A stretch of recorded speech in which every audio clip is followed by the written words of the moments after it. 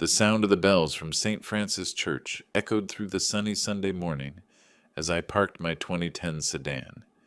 It is the same car I have driven for 15 years, and I keep it spotless. I had spent the early morning hours awake. I was choosing the navy blue dress shirt that Linda always said looked good on me. I was adjusting the tie I had not worn in months.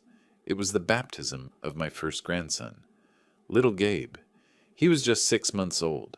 I am Anthony Miller. At 68 years old, I was finally going to be a grandfather. In the inside pocket of my jacket, I carried an envelope with $2,000 in cash. This was my entire emergency fund. I planned to give it to my son Michael as a baptism gift. After all, I know how hard it is to support a young family these days. For 43 years, I worked as an electronics technician.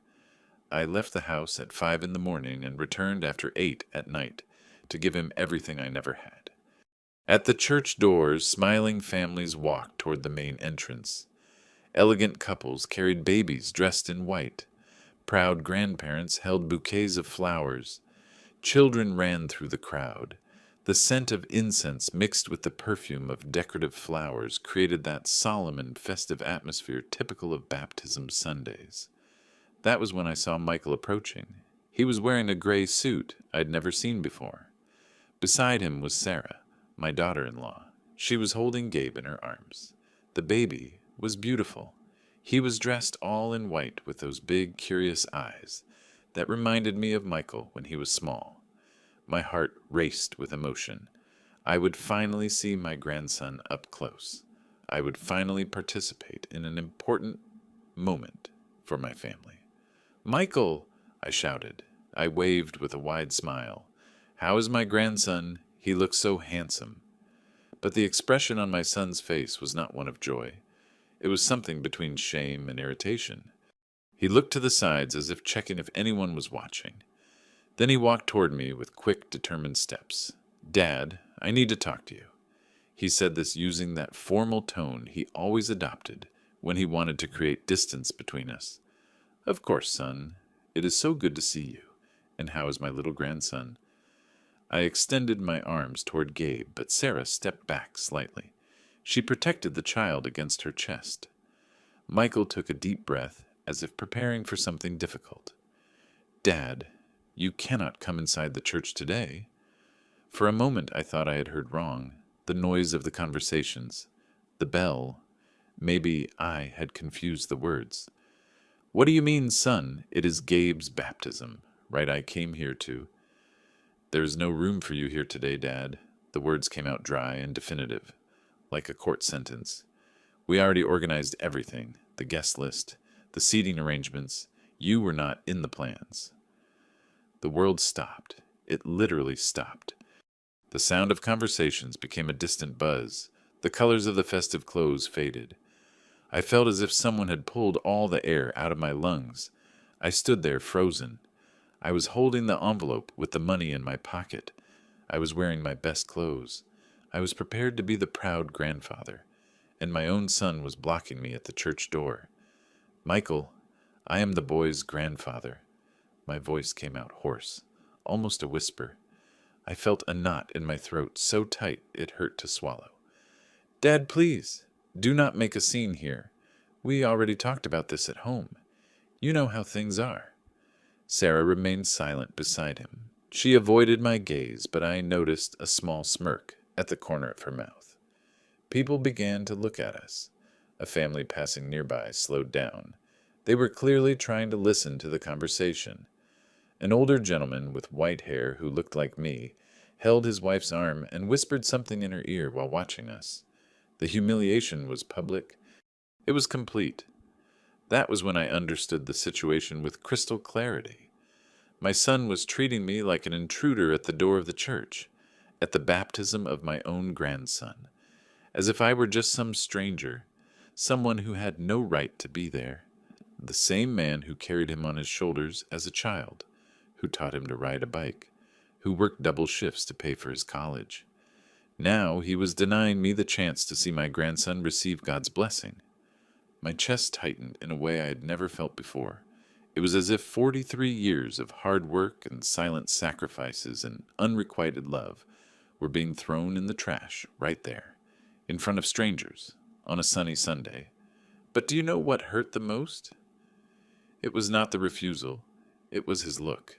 It was the look of someone doing me a favor by warning me, as if it were a courtesy to save me from greater embarrassment, as if I should thank him for having the delicacy to block me at the entrance, instead of letting me discover inside that there was no seat for me. I took a deep breath. 43 years of work taught me that a man sometimes needs to swallow his pride to keep the peace. That being a father means accepting certain humiliations in the name of family, that a real man does not make scandals in public. "Okay, son," I said, and I really thought it was okay. "I understand," I turned to leave.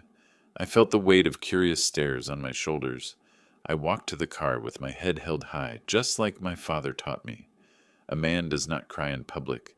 A man does not speak.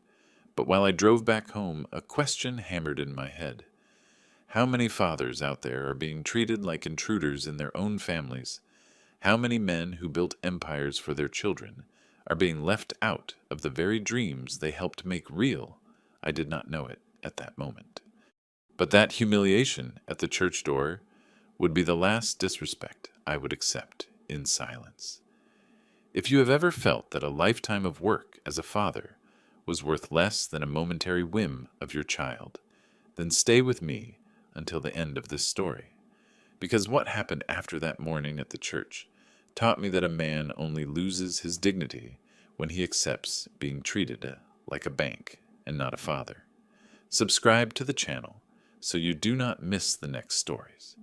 There are many fathers out there who need to hear this before I continue. If you like real stories like this one from Williams Revenge Stories, stories that show it is never too late for a man to recover his worth, subscribe to the channel and hit the bell, because here I do not tell stories of victims. I tell stories of men who decided to fight back. My name is Anthony Miller. I need to go back in time a bit so you understand how I arrived at that moment at the church door, being treated like an intruder at my own grandson's baptism, as if I were a problem to be solved, not a grandfather who waited 68 years to hold his first grandchild. Because this story is going to make many fathers rethink what they are accepting in the name of family love. And if you are a father or know a father who is going through similar situations, stay until the end. Because what happened in the 48 hours following that humiliation changed the game completely. I was born in 1955 in a simple family, in a small town in the Midwest. My father, Jack, was a bricklayer. My mother, Connie, sewed for people outside to help support the house. We were 5 children, and I was the oldest. At 14, I was already helping my father on construction sites during school vacations. I carried bricks. I mixed cement. I learned that the honest sweat of a man builds more than pretty words. It was on those construction sites that I developed my passion for electronics. Whenever we went to install the electrical part of a house, I was fascinated watching the electricians connect wires and install panels and make the energy reach the outlets.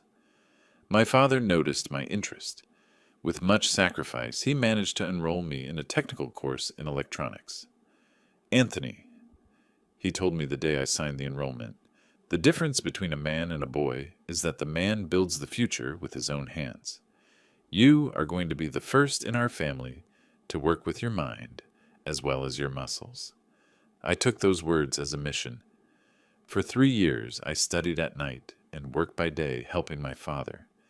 I did not have time for girlfriends or parties or the things other young men did. My focus was becoming the best electronics technician in the region. In 1978, at 23 years old, I got my first job at a company maintaining industrial equipment. It was the job of my dreams. Blue uniform with my name embroidered, signed contract, bonuses, vacation time. I felt an immense pride arriving home with clean hands, smelling of electronic products instead of cement. It was at that company where I met Linda in 1980. She worked in the finance department a beautiful and intelligent woman with that delicate way of speaking that made me nervous. It took me 6 months to have the courage to invite her for a coffee. When she finally said yes, I felt my life truly began. We got married in 1982 in a simple ceremony at the neighborhood church. The reception hall was rented with the money I had saved working extra on weekends. Linda was beautiful in white, and I was in a rented suit, feeling like the richest man in the world. Our honeymoon was 3 days at a lake cabin nearby, the most our budget allowed. The first years of marriage were about building. We bought a small plot of land on the edge of town.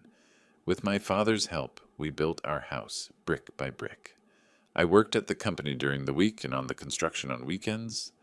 Linda painted walls and planted flowers in the garden and sewed curtains. It was a simple happiness, but solid. In 1987, at 32 years old, I received the news that changed my life forever. Linda was pregnant. I remember the exact moment she told me. I was fixing a fan in the kitchen when she arrived, holding the test in her hand, with tears in her eyes. "Anthony, you are going to be a dad," she told me with a breaking voice. I dropped the screwdriver and hugged her. In that moment, I felt an immense responsibility descend on my shoulders. I was no longer just Anthony, the electronics technician. I was Anthony, the future father. I had a life growing inside the woman I loved, and that life depended completely on me for everything. Michael was born in 1988, a healthy baby of 7 pounds. When the nurse put him in my arms, I felt something I had never experienced, an unconditional love mixed with a profound fear of failing. That little human being would trust me for food and shelter and education and a future. I had to be not just a good man, but the best man possible. Michael's first years were the happiest of my life. I woke up at dawn to share the night care with Linda. I came home from work, running to bathe him, and to see him take his first steps, and to hear his first words, "Dada." That was the first word he said at 8 months. I recorded it on a cassette tape to never forget. When Michael turned 5, I made a decision that would change our financial life forever. I quit the company to open my own electronics repair shop. Linda worried. After all, it was a fixed salary we were losing, but I was certain I could earn more working for myself. "Linda, I want to give our son opportunities I never had. College, travel, options. For that, I need to earn more than an employee's salary." I rented a small space on a commercial street in the neighborhood and started repairing televisions and radios and sound equipment. I worked from 7 in the morning to 10 at night, 6 days a week. Sundays were sacred for the family.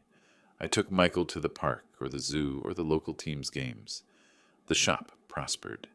In 5 years, I managed to hire 2 employees and expand the space. Michael was now 10 years old. He loved going to the shop with me on school vacations. I taught him the basic concepts of electronics, how to use a multimeter, how to identify defective components. He was curious and intelligent. He asked smart questions. "Dad, how do you know that capacitor is blown just by looking at it?" Experienced son. After 10,000 televisions repaired, you develop a clinical eye. Those were conversations that filled me with pride. I was raising not just a son, but possibly a successor. I imagined Michael graduating in electronic engineering, maybe expanding the shop into a large-scale company. I invested heavily in his education. Private school since he was 6, tutoring on Saturdays, computer courses during vacations. Linda sometimes complained about the expenses, but I had a clear vision. Every dollar invested in Michael's education was a dollar invested in our family's future. "Anthony, do we really need so many things? The boy does not even have time to be a child." "Linda, the world is changing fast. If we want our son to have options, he needs to be prepared to compete with anyone." During Michael's teenage years, I increased the pace of work even more.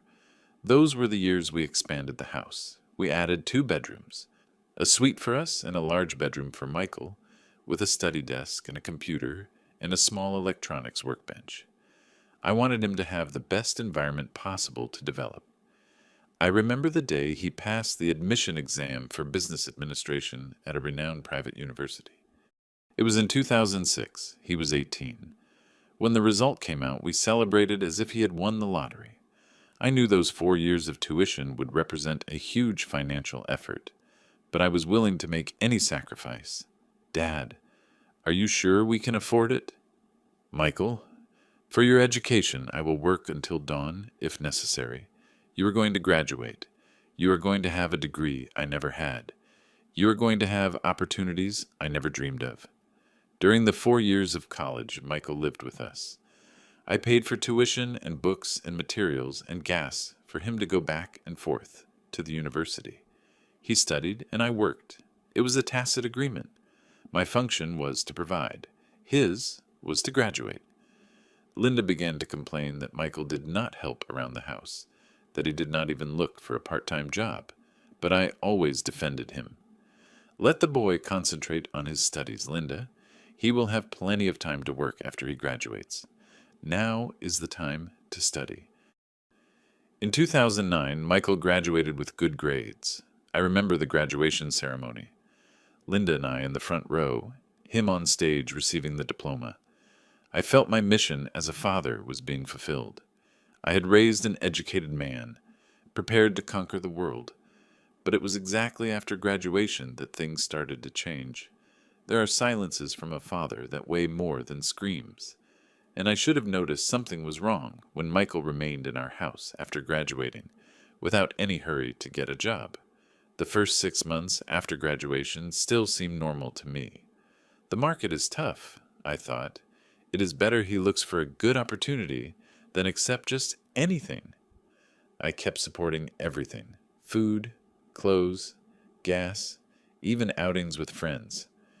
Michael got up late and had lunch and spent the afternoon on the computer, supposedly looking for a job. Then he went out at night. When I asked him about interviews, he always had an excuse.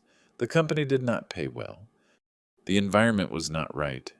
It was not the area he wanted to pursue. Linda began to question. Anthony, the boy needs to work. He cannot stay on our backs all his life. But I always defended him.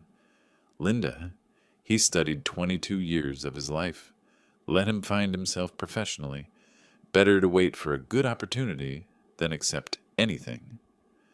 The first real sign that something was wrong came in the 8th month. Michael arrived home with a motorcycle, a brand new sport bike, red, 0 miles. When I asked where the money to buy the bike came from, he said it was financed and he could pay for it with his first job.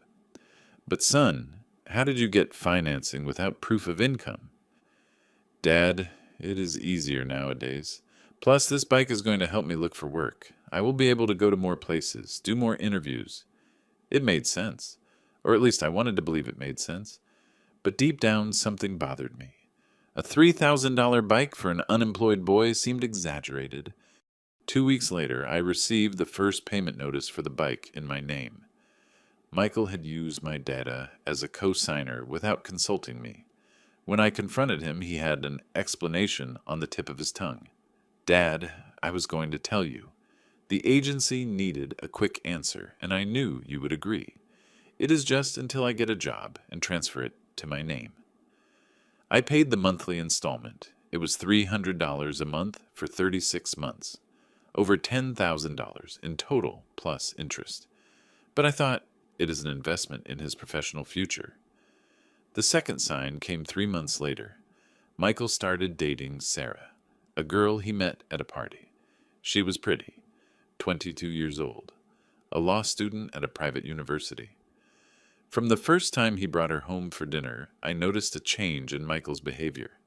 Sarah had opinions about everything: how the house should be decorated, what kind of food we should serve when she came to dinner, even about how I should dress when she was present.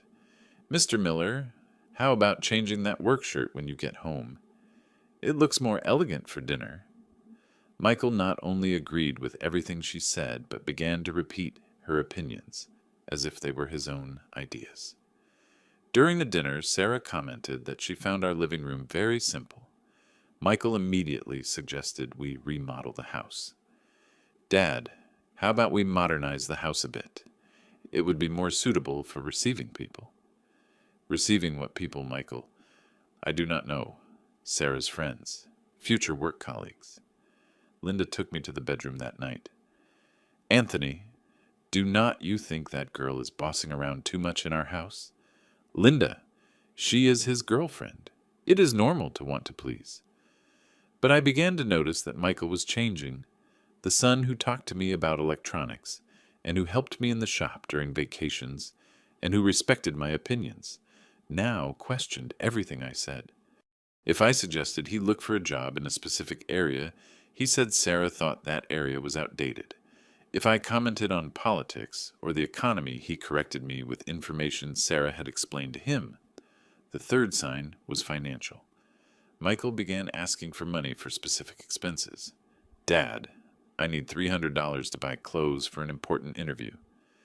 Dad, Sarah invited me to her cousin's birthday. I need $500 for the gift. Initially, they were sporadic requests, always with plausible justifications, but the frequency increased. From once a month, it went to twice, then once a week. The amounts also went up. From $200, it went to $500, then $800. In December 2010, Michael finally got a job at an accounting firm. The salary was about $3,500 a month, a good amount for a recent graduate. I felt relieved. He would finally be financially independent. But independence never arrived. Even earning his salary, Michael kept asking for money. The justifications were different now. Dad, my paycheck barely covers basic expenses, the bike payment, gas, food at work. Dad, Sarah is doing her thesis. We need money for printing and binding. I began to question. Michael, if your salary is not covering expenses, maybe you are spending too much. Dad, you do not understand how it is nowadays. Everything is more expensive. And besides, when I grow professionally, I will be able to pay back everything you have done for me. That phrase would become a mantra. When I grow professionally, I will pay back everything. It was always in the future, always dependent on a promotion that was almost happening, on an opportunity that was being analyzed, on a raise the boss had promised for next year. In 2011, Michael and Sarah got engaged. The engagement party was organized by Linda and cost $4,000, money we took from the savings we had started for our retirement. Michael argued it was an investment in his professional image. Dad, Sarah's classmates are from well-structured families. It is important to look good to create a good impression. During the party, I noticed we were treated like financiers, not family. Sarah introduced us to friends as Michael's parents, never as my in-laws. The decisions about decoration and menu and music were all made by her. We just paid the bill. It was around that time I began to notice the first pattern that would repeat over the next few years. Michael always presented expenses as future investments, never as present spending. The bike was a professional investment. The expensive clothes were an investment in image. The party was an investment in the relationship. The fourth sign came shortly after the engagement. Michael suggested we remodel the house to bring it up to the standards of the family he was building. The remodel included changing all the living room furniture and remodeling the kitchen and building a larger suite and modernizing the bathrooms. Dad, now that I am getting married, I need to have conditions to receive Sarah's family properly. The budget for the remodel was $30,000. We would have to sell a plot of land I had bought years before as an investment for retirement. Michael, that land is our reserve for the future. Dad, a home of one's own is an investment. Besides, after I get married and have stability, I can help you recover that money. Linda was against the remodel, but Michael insisted it was necessary for the family's future. Sarah reinforced the argument, saying that a well-presented house increases the value of the whole family. I ended up giving in. We sold the land and did the remodel, a complete one. For 3 months, our house became a construction site. Michael and Sarah supervised every detail. They changed decisions in the middle of the process, always for more expensive options. They treated the bricklayers as if they were the bosses of the site. When the remodel was ready, our house really was beautiful. Modern, elegant, suitable to receive any family, but our savings had disappeared completely. The fifth sign was the wedding. Michael and Sarah wanted a party for 200 guests in one of the best halls in the city. The initial budget was $20,000. Dad, it is the wedding of my life. I cannot just do anything. Michael, $20,000 is a lot of money. Dad, think of it as an investment. I'm going to invite bosses and important colleagues, people who can open doors in my career. Again, the wedding was presented as a professional investment, not a personal party. To get the $20,000, I had to take out a loan from the bank using the shop as collateral. It would be paid in 24 installments of $1,200 each, almost half my monthly income. But during the wedding planning, the budget increased. Sarah discovered the dress of her dreams cost another $1,500. Michael decided they needed a proper honeymoon. 2 weeks in Cancun, another $6,000. In the end, the wedding cost $30,000. I had to increase the loan and commit 2 years of the shop's profits. During the party again, we were treated like invisible financiers. Sarah thanked us quickly during the speech, but spent most of the night talking to her friends and ignoring our family completely. Michael was radiant, greeting colleagues, taking photos with important people, presenting his wife as if she were a conquered trophy. At no moment did he approach me to thank me for the sacrifice we had made. At the end of the party, when everyone had already left, Michael came to me. Dad, thanks for everything. When I grow professionally, I will pay back every penny. It was always when I grow professionally. Never a specific deadline, never a concrete plan, always a vague promise of an undefined future. In that moment, driving home after my only son's party, I noticed something fundamental had changed in our relationship. For 24 years, I had been his father. Now I was his bank. But I still had not completely understood the size of the problem that was forming. There is a specific loneliness of a man who raised children who later became strangers. It is a loneliness that comes accompanied by a question that hammered in my head every night. At what moment did I stop being a father to be just a provider? After the wedding, Michael and Sarah moved into a rented apartment 3 miles from our house. Initially, I thought we would finally have our independence back. Linda and I could go back to being just a couple without the constant presence of financial requests and unsolicited opinions on how we should live. But the physical distance did not bring financial distance. In reality, it brought the opposite. The requests for money intensified and became more sophisticated. Michael no longer asked for money for personal expenses. Now he asked for investments in the young family's future. The language had changed, but the essence remained the same. I was still paying for his adult life. The first request came 2 weeks after the honeymoon. Dad, the apartment came unfurnished. We need to buy the basics. Fridge, stove, sofa, bed. It is an investment that will last for years. The basics cost $9,000. All financed in my name because Michael was establishing his credit history, and it would be easier to transfer the payments to him once his professional situation stabilized. 2 months later, it was the car's turn. Dad, you cannot have a family with just a motorcycle. We need a car to have safety, especially when we have children. The car was a used Honda, a 2008 model. It cost $19,000, again financed in my name. It is just until I managed to prove enough income to transfer the financing. In 6 months of marriage, Michael had accumulated almost $30,000 in debt in my name, but always with the promise that as soon as the professional situation consolidates, I will assume everything. What hurt me the most were not the amounts themselves. It was the way the requests were made. Michael never asked as a favor. He asked as a right, as if I had the obligation to finance his adult life because he was my son. Dad, I need to talk to you. It always started like that. Never, Dad, can you help me? Or Dad, would it be possible? It was always, I need to talk to you, as if it were a formal communication about a decision already made. During those conversations, Michael presented spreadsheets, calculations, technical justifications. He had become a specialist in transforming personal expenses into urgent family needs. Dad, look at the numbers here. If we finance this fridge over 18 payments, it is only $150 a month. It is less than what you spend on food during the month. The comparison was always with my minor expenses, never with the total impact on the family budget.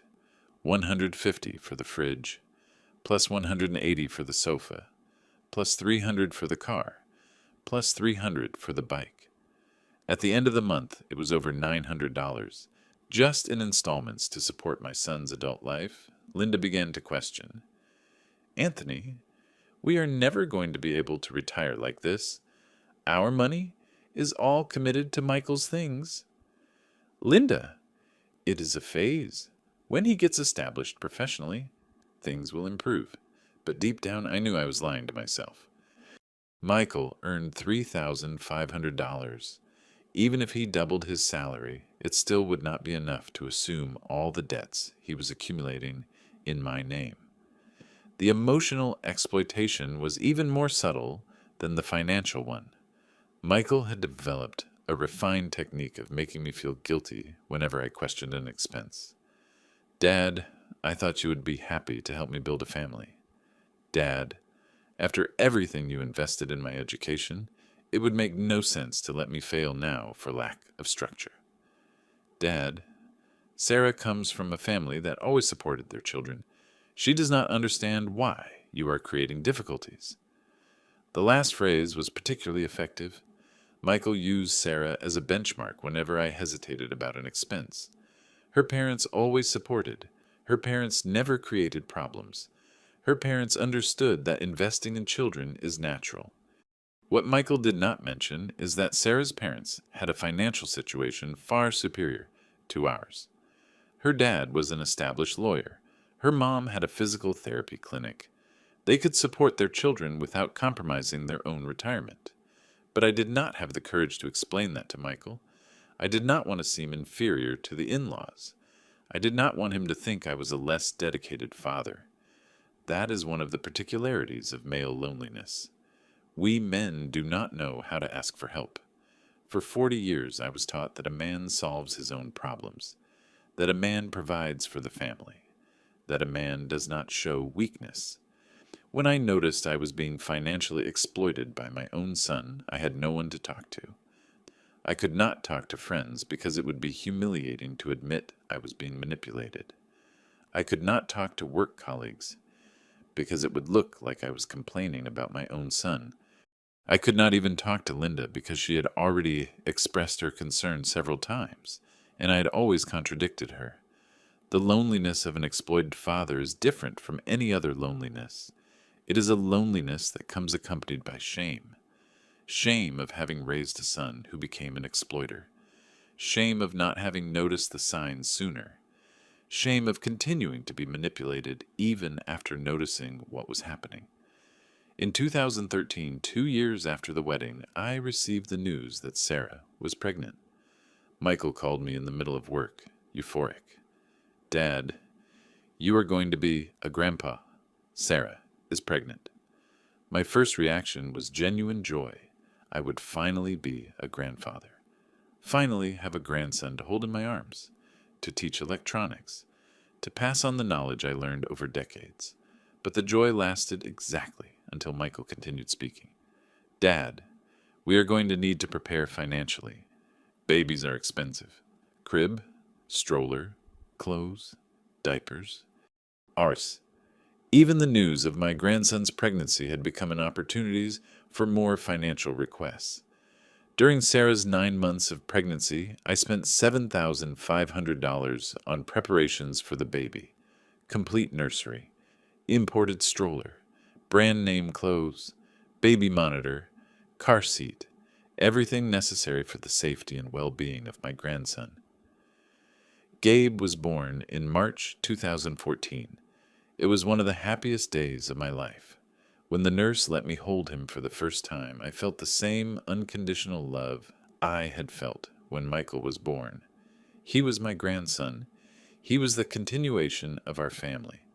But I quickly noticed that my access to Gabe would be controlled. Michael and Sarah established visiting hours. As if I were a visitor, not the grandfather. I could see the baby twice a week, always with an agreed time, always supervised by them. Dad, it is just that the baby has a routine. He cannot have too many visitors because it interferes with his sleep. When I questioned why Sarah's parents could visit whenever they wanted, the answer was, they understand children better. Sarah's mom is more careful. It was always the same dynamic. I paid the bills, but they made the decisions. Expenses for Gabe became a constant source of requests. Diapers, formula, clothes, doctor visits, private vaccines. Michael presented everything as an urgent need for the baby's health, something no responsible grandfather would refuse. Dad, the pediatrician, recommended these private vaccines. They are safer than the ones from the health department. They only cost $500. How could I question expenses regarding my grandson's health? How could I look like an undedicated grandfather for hesitating to pay for vaccines? Michael had found the perfect emotional lever, using the love I felt for Gabe to justify any expense. It was during that period I began to have health problems. My blood pressure went up. I started having insomnia. I developed gastritis. The doctor said it was stress, but I knew it was more than that. It was the weight of financially carrying two families with the income of one. Linda started working as a secretary in a clinic to help with the household budget. At 58, she had to go back to the job market because I could no longer support just our family's expenses and Michael's expenses. Anthony, this is not right. Linda should not have to work at that age to support Michael's good life. But when I tried to talk to Michael about decreasing expenses, he acted offended. Dad, I work. I pay my bills. I only ask for help when it is really necessary. Michael, you work, but who pays your installments is me. Who pays Gabe's expenses is me. Dad, that is temporary. I am studying for a government exam. As soon as I pass, I will earn much more and can assume everything. Always the future, always a promise of independence that never arrived. In 2015, 3 years after the wedding, I did the math. Michael had already accumulated $60,000 in debt in my name. Between furniture installments, car, expenses with Gabe, and miscellaneous emergencies, I was committing 60% of my income to support his family. At 60 years old, I worked more than at 30. I earned less than at 50, and I could not save a dime for my retirement. But what hurt the most was not the financial situation. It was the feeling of having completely lost respect as a father. Michael treated me like a bank manager, cordial, polite, but interested. Our conversations were summarized to financial requests and reports on expenses.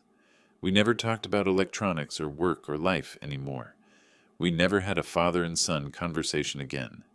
I had become a human ATM in my own son's life. And the worst part, I did not know how to stop that dynamic without completely losing access to my grandson. There are pains a man swallows for years until one day the throat cannot take it anymore. For me, that day arrived on a rainy Tuesday in October 2016. Michael called me at work with another request that would change everything. Dad, I need to talk to you. It is urgent. I knew that phrase by heart. In the last few years, I need to talk to you, always meant more money, always meant more sacrifice, always meant more installments in my name. Tell me, Michael. Dad, a unique opportunity came up, an apartment in the residential complex where Sarah always dreamed of living. The owner is selling it for a very good price because he needs the money fast. I felt my stomach turn. Michael. Dad listened to just the numbers. The apartment is worth $300,000, but he is selling it for $250,000.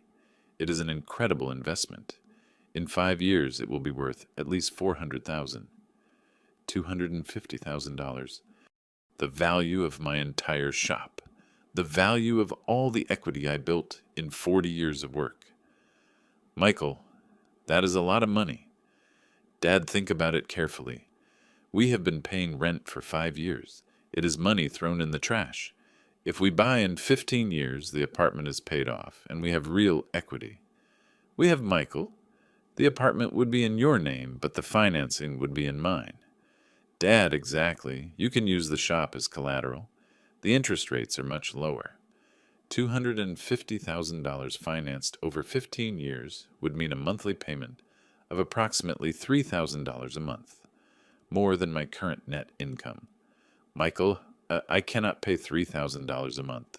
It is more than I make. Dad, I will help with $1,500 a month. That leaves only $1,500 for you. $1,500 was exactly the value of Michael's salary after deducting personal expenses. He was proposing that I pay half of an apartment that would be his. Michael, $1,500 is still a lot for me. Dad, think of Gabe. He needs to grow up in a proper environment. The current apartment is too small. It does not have a play area for kids. Again, Gabe being used as an emotional justification. Michael, I need to think about it. Dad, there's no time to think.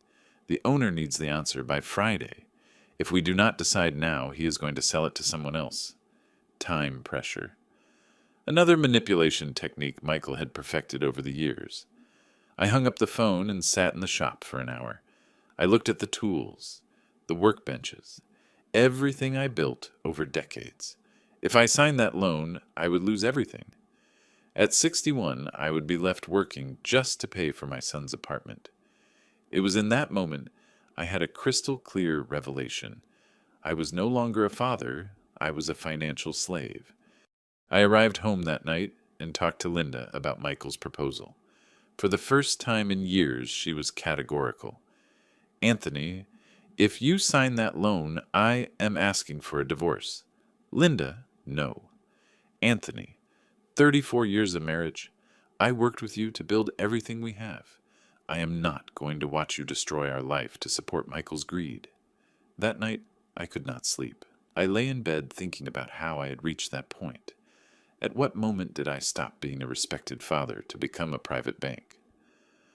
On Thursday, Michael showed up at the house with Sarah and Gabe for a family conversation about the apartment.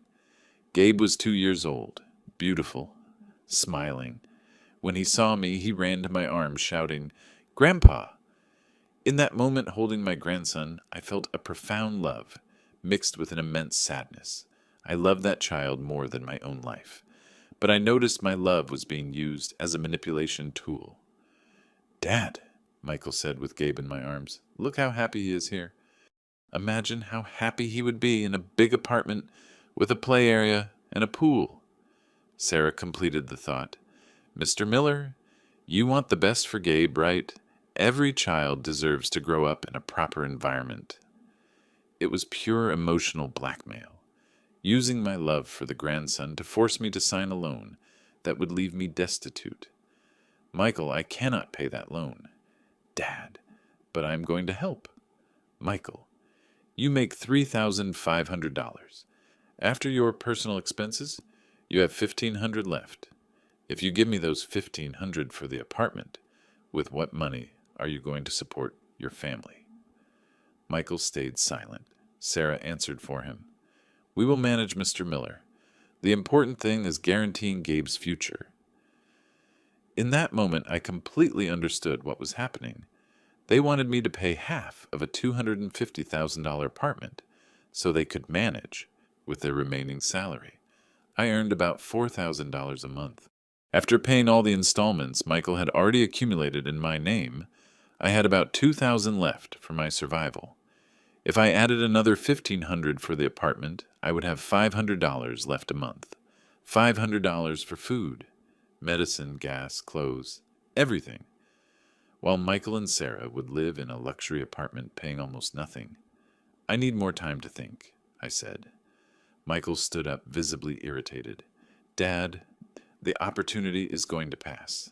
I do not understand why you are creating difficulties. After they left, I sat on the patio and cried for the first time in decades. I cried for having lost my son. I cried for having been transformed into an automatic provider. I cried for having to choose between my financial dignity and my access to my grandson. It was that night I made the hardest decision of my life. I would not sign the loan. On Friday morning, I called Michael. I'm not going to sign the loan. The silence lasted 10 seconds. Then, Dad, you are making a mistake. You are hurting your grandson's future. Michael, I am protecting my future. At 61, I cannot go into debt for 15 years. Dad, I did not expect this from you. I thought I could count on the family's support. I hung up the phone with the feeling of having made the first sensible decision in the last 5 years. But I knew the consequences would come quickly, and they came. Michael stopped calling me. The visits to Gabe were canceled. When I called, Sarah answered and said Michael was busy or Gabe was sleeping. For 3 months, I was completely isolated from my family. I could not see my grandson. I did not speak to my son. I did not participate in any family event. It was during that isolation I began to plan my recovery. I scheduled an appointment with a lawyer to understand my rights as a grandfather. I discovered I had a legal right to visitation with Gabe, independent of the parents' will. I scheduled an appointment with an accountant to organize my finances. I discovered that summing up all the installments Michael had put in my name, I had spent $130,000 in the last 5 years. $130,000 that should be in my retirement savings. But the most important discovery came when I decided to investigate Michael's real financial life. Through a friend who works in public records, I got access to the assets Michael had acquired in recent years. I discovered he owned the apartment where he lived in Sarah's name, a car in Sarah's name, investments in stocks in Sarah's name, and a savings account with $25,000 in Sarah's name. Michael had built assets of approximately $200,000, all in his wife's name to protect it in case of debt. While he exploited me financially, he was building parallel wealth.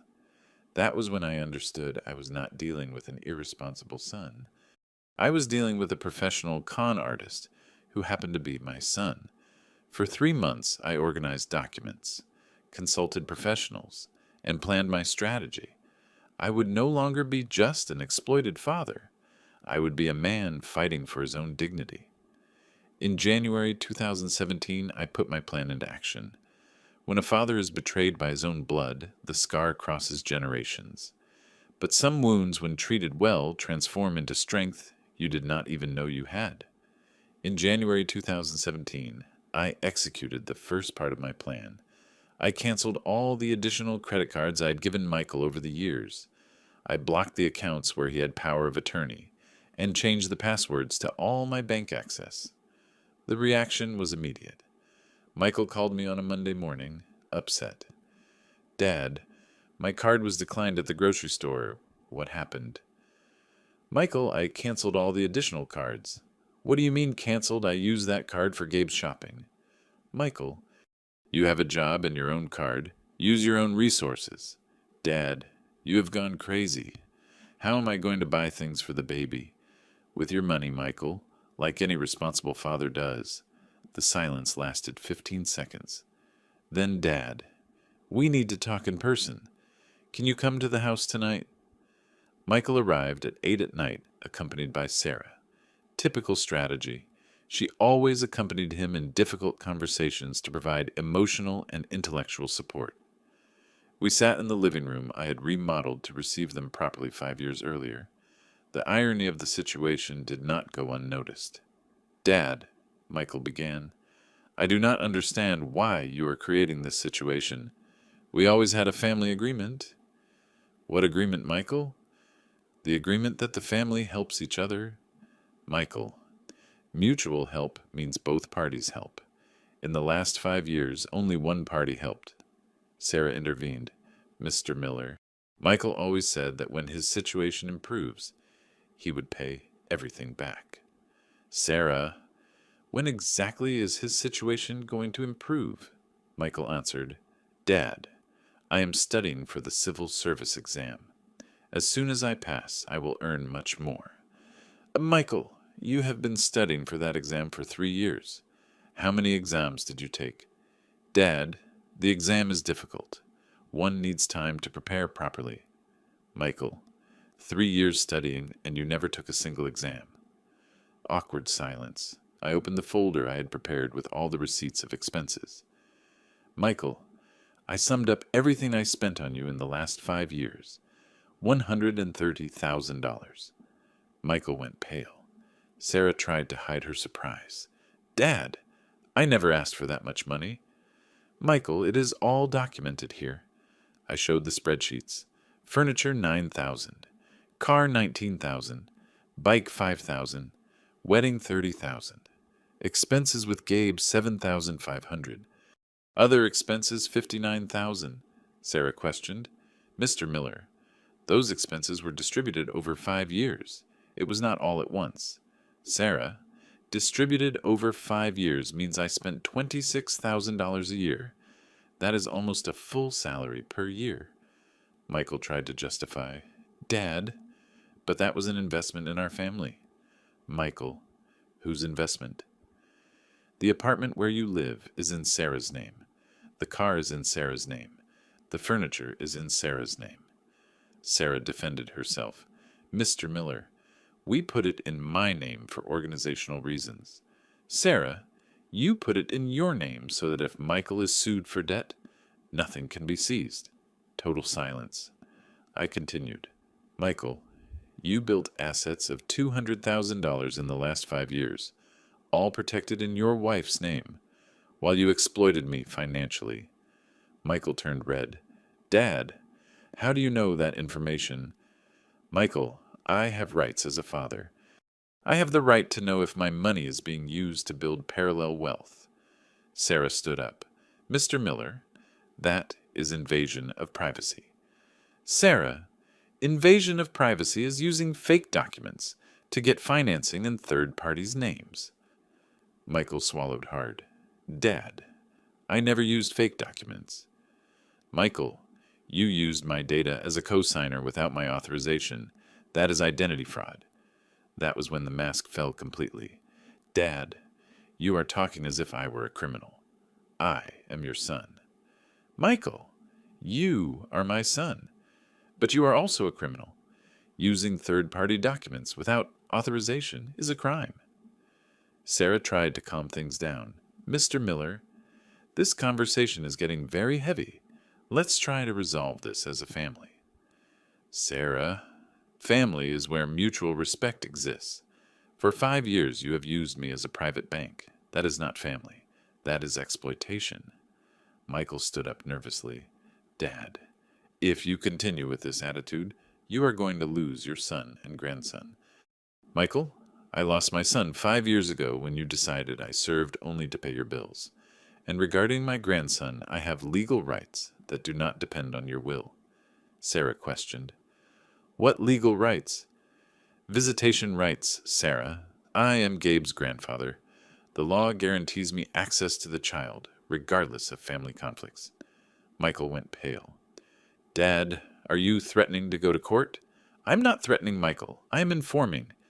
The conversation ended with them leaving, irritated. Michael shouted at the door, Dad, you are going to regret this attitude. 3 days later, I received a call from Sarah, crying, Mr. Miller. Michael lost his job. Why? The boss discovered he was using the company card for personal expenses. He was fired for cause. Michael had been caught diverting money from the company where he worked.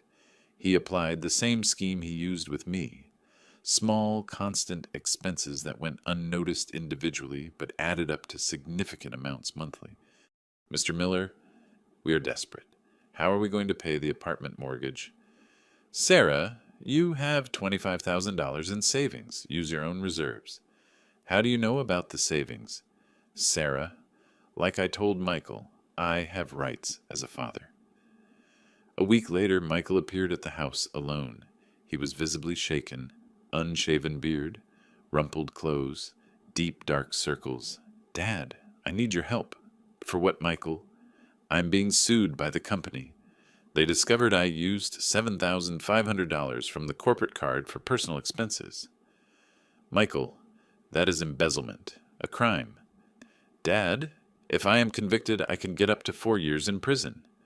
Michael, you should have thought about that before stealing from the company. Dad, I did not steal. I just used the card for some emergencies. I always intended to pay it back.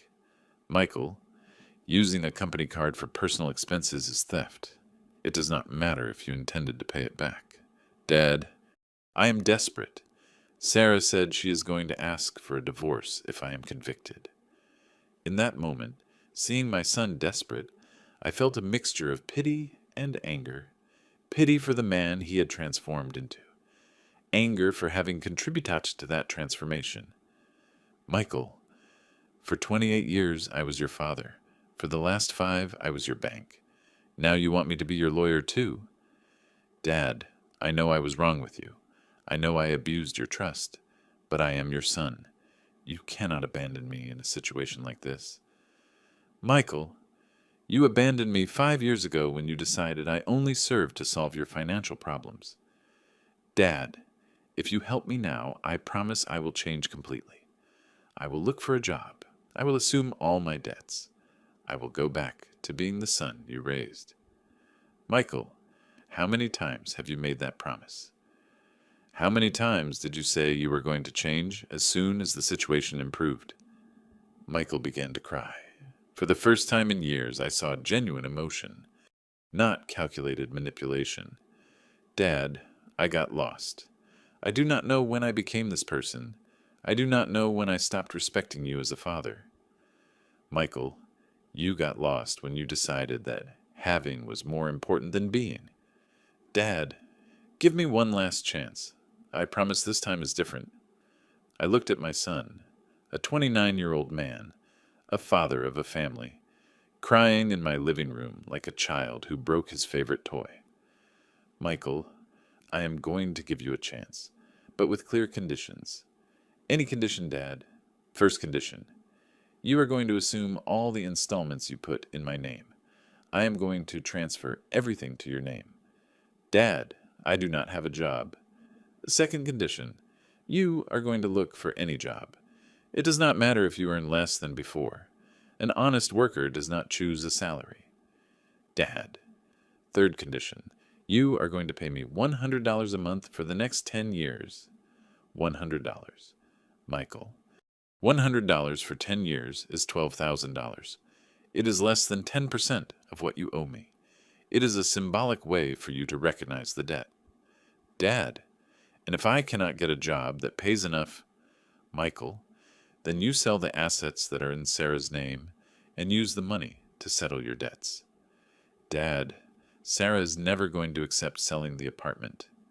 Michael, then decide if you are Sarah's husband or Anthony's son, because a man who cannot command respect from his own wife does not deserve respect from his own father. Michael stayed silent for 5 minutes. Then, Dad, I accept the conditions. Michael, one last thing. I want to see my grandson once a week, without supervision, without an agreed time. When I want to see Gabe, you bring him here to the house. Dad, and if Sarah does not agree, Michael, that is your problem to solve. It was the hardest conversation I had with my son in my whole life, but it was also the most honest. The same man who carried his son on his shoulders one day sees himself without a floor to stand on. But sometimes it is necessary to hit rock bottom to discover you are stronger than you imagined.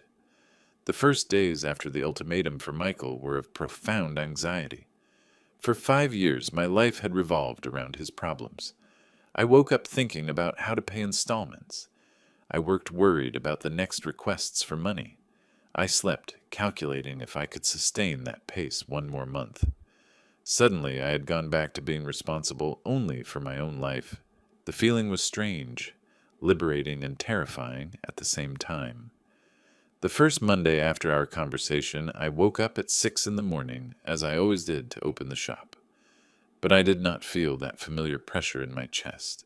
There was no late installment waiting for me, no urgent phone call to resolve, no financial emergency of Michael's to manage. For the first time in 5 years, I ate breakfast without rushing out. Linda noticed the change. "Anthony, you are calmer."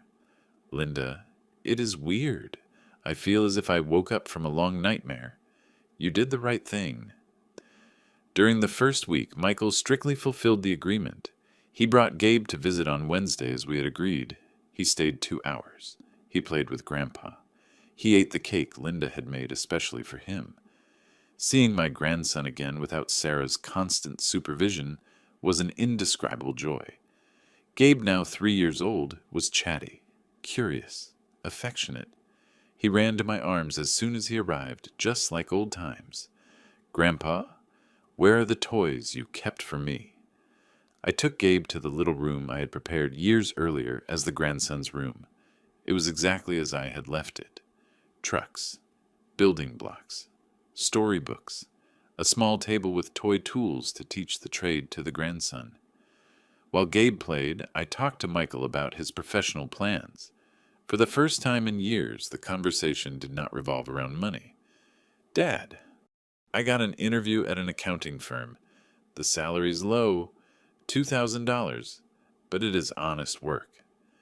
"Michael, $2,000 is a good start. The important thing is to go back to work." "Dad, Sarah is angry with me. She said accepting a low salary is lowering myself professionally." "Michael, what is lowering yourself? Earning $2,000, working honestly, or earning nothing, living off others?" Michael lowered his head. "You're right." During the second month, Michael got the job at the accounting firm. The salary really was low for a graduated administrator, but it was dignified work. He began paying the $100 monthly, as we had agreed. Seeing my son working again and assuming responsibilities filled me with a cautious hope.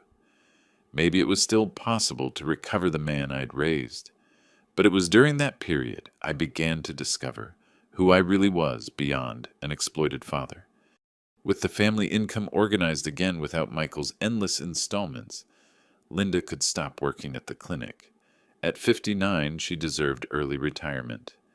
"Anthony, I do not know if I remember what it is like to have free time." "Linda, let's find out together." We decided to take a trip. It had been 15 years since we took a vacation because any extra money was immediately absorbed by Michael's emergencies. We chose the Gulf Coast. We always wanted to see the beaches there, but there was never money left over. The 10-day trip was revealing. It had been years since we spent time together without financial worries, without the phone ringing with urgent requests, without the constant pressure of solving other people's problems. We were walking on the beach when Linda commented, "Anthony, it has been years since I saw you really relaxed." "Linda, I did not even remember what it was like to not have financial worry. You look younger. Even your posture changed." It was true. In the last 5 years, I had developed a constant tension in my shoulders, as if I carried invisible weight. During the trip, I noticed that tension had disappeared. On the third day of the trip, while we had lunch at a restaurant on the beach, Linda surprised me. "Anthony, what did you always want to do and never had time?" "How do you mean?" "For 29 years, you were a full-time dad. You worked to support the family. You paid for Michael's school. You financed his adult life. Now you are 62 years old and have financial freedom. What do you want to do with your life?" The question caught me completely off guard, and it had been decades since I thought of myself as an individual, only as a provider, father. "Linda, I do not know how to answer. It has been so long since I thought about what I want. Think now. If you had time and money, what would you do?" During the rest of the trip, that question did not leave my head. What did I want? What were my dreams that I had abandoned to fulfill Michael's dreams? Back home, I began to rediscovering personal tastes I had forgotten. I always liked fishing, but it had been 15 years since I went to the fishing club because I needed to work more to support the family. I always wanted to learn carpentry, but did not have time for hobbies. I bought a new fishing rod and started going to the club on Sunday mornings. Initially, I felt guilty. I should be working. I should be saving. But gradually I noticed I deserved moments of personal pleasure. At the club, I met John, a retiree of 67 who became a close friend. John had gone through a similar situation with his own son. Anthony, an ungrateful son is like a disease. When you stop feeding it, it stops growing. John, but it is hard to cut ties with a son. Anthony, not cut ties, impose limits. A son who respects limits becomes a responsible adult. A son who does not respect becomes an eternal parasite. The conversations with John helped me understand that my situation was not unique. Many men of our generation faced exploiting children. The difference is that some reacted in time. Others let themselves be exploited to death. Anthony, how many dads die poor because they supported rich children all their lives? During the 6th month, I decided to implement a significant professional change. For 40 years, I worked 6 days a week, 12 hours a day. I always justified the excess work as necessary to support the family. Now, with finances organized, I noticed I could work less and earn the same. I hired a specialized employee and started working only 5 days a week. Tuesdays became my personal day, fishing, reading, walking, visiting friends. Initially, I felt guilty for losing a workday, but quickly noticed I was more productive in the 4 remaining days. It was during one of those Tuesdays I decided to learn carpentry. I enrolled in a course for beginners at a nearby technical school. At 62, I went back to being a student. The feeling of learning something new, of developing a different manual skill, of creating objects with my own hands. It was revitalizing. For decades, my work had been summarized to repairing electronic equipment. Technical work, but repetitive. Carpentry was different. Each piece was unique. Each project was creative. Each finish was personal expression. In 3 months of the course, I built a coffee table for our living room. When Linda saw the result, she cried with emotion. "Anthony, it is beautiful. You have a talent for this." The table represented more than furniture. It represented the recovery of my identity, beyond the role of exploited father. During the 8th month, Michael brought Gabe for the weekly visit and noticed the table I had built. "Dad, did you make that table?" "Yes, Michael, I am learning carpentry." "It came out very nice." "I did not know you had that skill." "Michael, I did not know either. I discovered it at 62. Gabe was fascinated with the table. "Grandpa, can you teach me to make a table too?" "Gabe, when you grow up a little more, Grandpa will teach you." It was in that moment I noticed something important. I was creating positive memories with my grandson based on my interests, not just attending financial demands of his family. During the 10th month, I had an important conversation with Michael. He was strictly fulfilling the agreement. He paid the $100 monthly. He brought Gabe for weekly visits. He had assumed all the installments in his own name. "Dad, I want to thank you." "Why, Michael?" "For forcing me to grow up. For 5 years I behaved like an irresponsible teenager. Now I feel like a real man." "Michael, what changed?"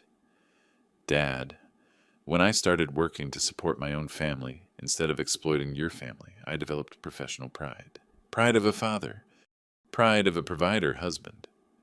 "Michael, how is the relationship with Sarah?" "Dad, she still complains that we earn less than before. But I explained to her that I prefer earning a little honestly than earning a lot exploiting family. And she had to accept it, because now I set the rules of our house. I do not accept disrespect to you or my family anymore. It was the son I had raised finally emerging from the exploiter adult he had transformed into. 1 year after our ultimatum, I took stock of the transformation.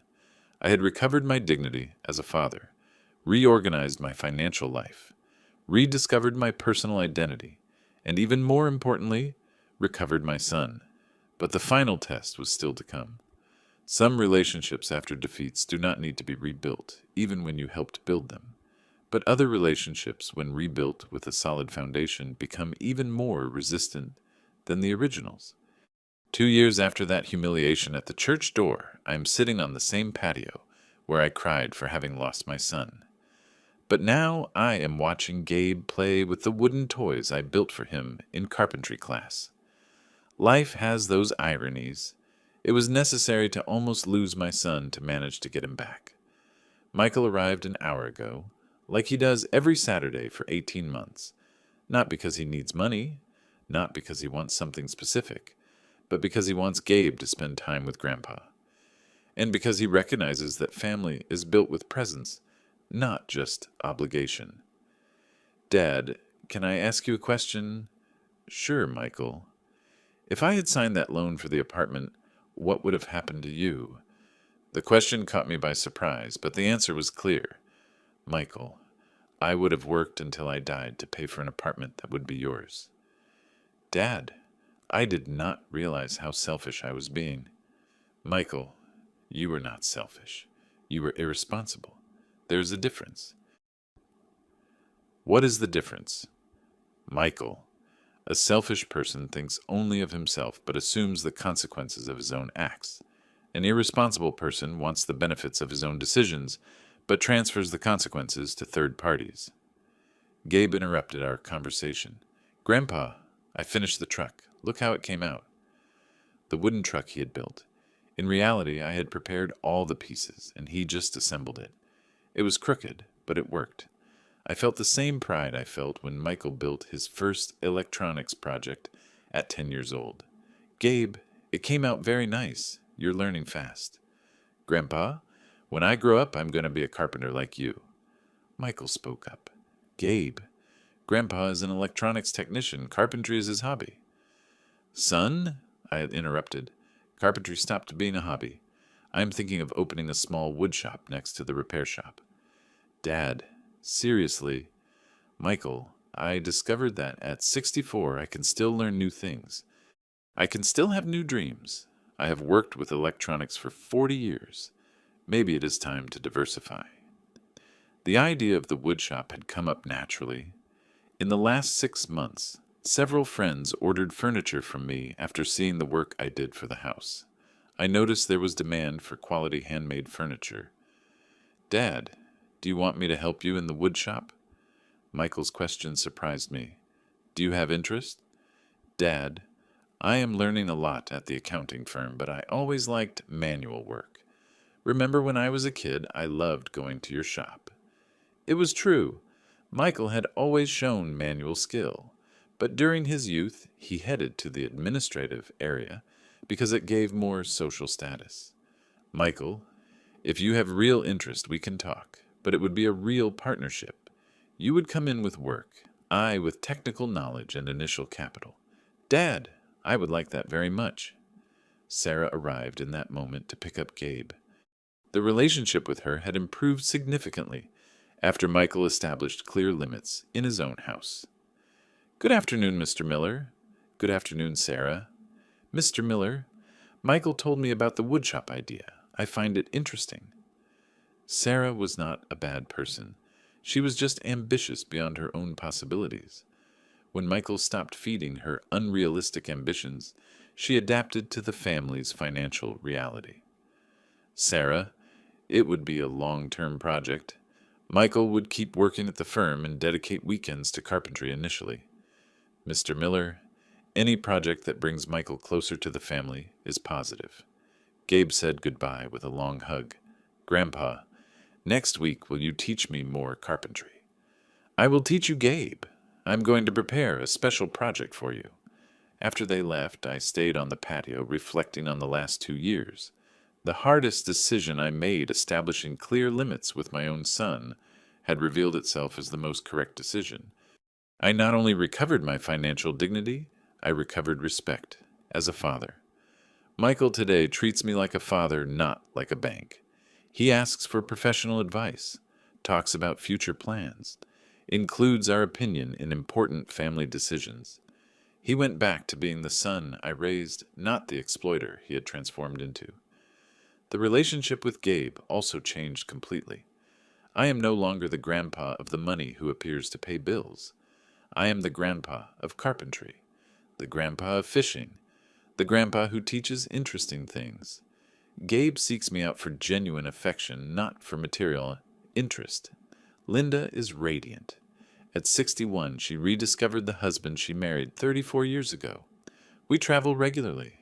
We enjoy moments together. We plan personal projects.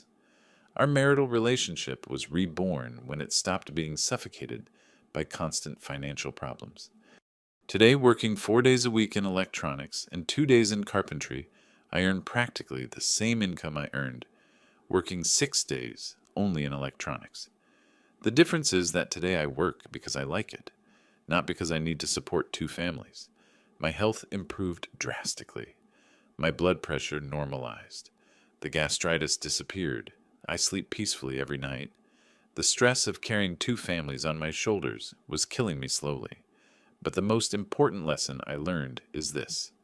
Setting limits with adult children is not abandonment. It is late education. For 28 years, I taught Michael to be dependent. I solved all his problems, paid all his bills, assumed all his responsibilities. I thought I was being a good father, but I was raising an irresponsible adult. When I finally established limits, you are an adult. Solve your own problems. Michael was forced to truly grow. He developed responsibility, maturity, professional pride. Today, he thanks me for the limits I set. Dad, you transformed me into a real man when you forced me to assume my responsibilities. The second lesson, it is never too late for a man to recover his dignity. At 62, I felt like a failure as a father and as a man. I had lost the son's respect, compromised my retirement, sacrificed my health to support ingratitude. At 64, I feel fulfilled as a father and as a man. I recovered family respect, organized my financial life, discovered new talents, rediscovered my personal identity. Age is not an impediment to change. It is only an excuse for those who do not have the courage to change.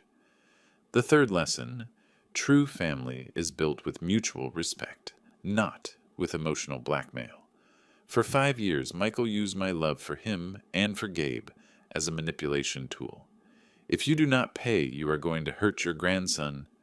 If you do not help, you are going to lose your son, when I called his bluff. I prefer losing an exploiting son than continuing to be an exploited father. I discovered that true love remained.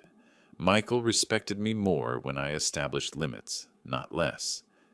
Gabe loves me more now that I am a present grandfather, not a financier grandfather. Family that depends on emotional blackmail to function is not family. It is extortion disguised as love. The fourth lesson, every man needs a purpose beyond being a provider. For decades, my identity was summarized to working to support the family. I was an electronics technician because it gave money to educate Michael. I was a father because I needed to form Michael as a man. When Michael became an exploiting adult, I completely lost my life purpose. I did not know who I was anymore beyond a human ATM. Carpentry gave me back personal identity.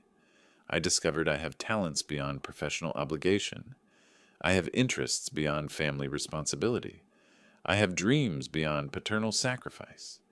Every man, especially after 60 years old, needs to rediscover who he is beyond the social roles he plays. Today, looking back, I am thankful for that humiliation at the church door. It was necessary to hit the bottom of paternal dignity to find strength to react. If that morning had not happened, I would probably still be paying endless loans to support Michael's apartment, working until death to maintain a standard of living that was not mine, The humiliation liberated me. The pain strengthened me. The hard decision gave me back my life. For you who are listening to this story, I want to leave a question. How many humiliations are you swallowing in the name of family love? How many sacrifices are you making to support the irresponsibility of adult children? Setting limits is not selfishness, it is necessity. A son who respects limits becomes a responsible adult. A son who does not respect limits becomes an eternal parasite. It is never too late for man to recover his dignity. It is never too late to teach respect to his own children. It is never too late to rediscover who you are beyond an automatic provider. If my story as a father touched your heart, I want to know where you are watching from. Write here in the comments your city, your state, or even your country. Let me know this message reached you. And if you know a father who is accepting less than he deserves, share this video. Because there are many men who need to understand that valuing oneself is not selfishness. It is necessity. If this story made you reflect, leave a comment telling where you are watching from. Write also what you felt listening to this story. Tell me, have you already had to impose limits with your children? And if this story made you think, leave your like and subscribe to the channel to keep following real stories of men who chose their dignity. Because here we do not tell stories of victims. We tell stories of rebirth. A hug from Anthony. And remember, you built much more than a family. You built a man who deserves respect. How many times do we men swallow disrespect in the name of peace? How many dads are financing their own humiliation? I learned at 64 that a man does not need to accept crumbs from someone who received a banquet of opportunities. That being a father does not mean being exploited, and that never, but never, ever is it too late for a man to rise again.